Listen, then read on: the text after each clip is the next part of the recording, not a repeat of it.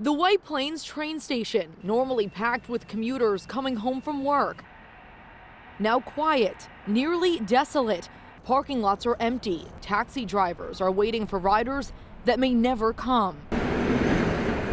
With more people now staying home, Metro North officials say ridership has dropped nearly 95%. They may have to cut back on the number of rides they provide, but say they will make sure essential workers continue to have a means of getting to and from work. We're currently in the process of providing hourly service during the off-peak with some additional service during peak hours.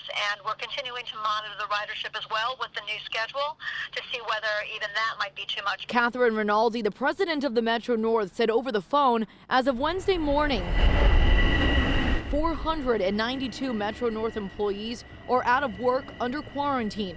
25 self-reported they tested positive.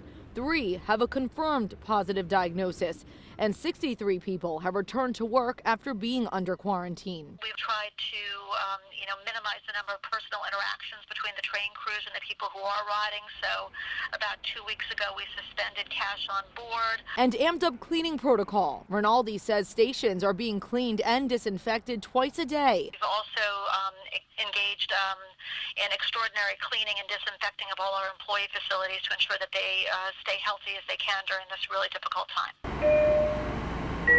She says employees have also been given gloves and masks. And as far as financial recovery goes, when your fares are down that dramatically, obviously it's going to have a significant financial impact. The hit is being managed by MTA headquarters. In White Plains, Samantha Crawford, News 12.